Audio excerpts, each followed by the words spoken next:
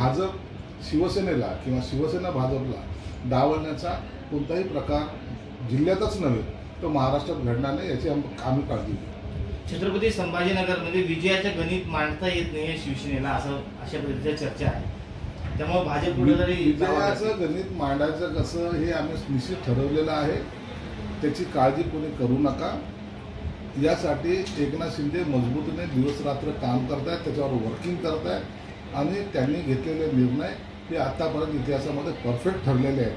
हे सर्वांना माहीत असल्यामुळं आम्ही विजयाबद्दल साशंकच आहोत. आम्हाला कुठेही त्याची शंका वाटत नाही. आम्ही प्लस बाजूने आम्ही चाललेलो आहोत.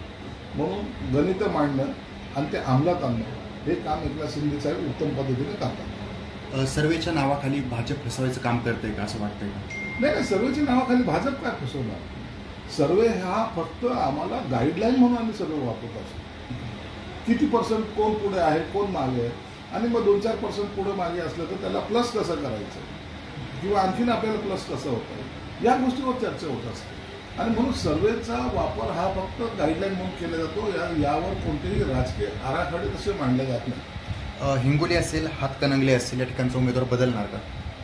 आतापर्यंत तरी त्या ठिकाणचा उमेदवार बदलण्याचं कोणताही पक्षश्रेष्ठीच्या डोक्यामध्ये नाही आणि जर असं काही असेल तर त्याचा निर्णय ते योग्य वेळेला घेतील. नाशिक, वाशिम, यवतमाळ, सिंधुदुर्ग या ठिकाणी तिढा जो आहे तो कायम नाही. नाशिकची जागा सोडायचा तो प्रश्नच येत नाही. फक्त सिंधुदुर्गासाठी आम्ही मागणी यासाठी केलेली की तिथे शिवसेनेचा बालेकिल्ला आहे.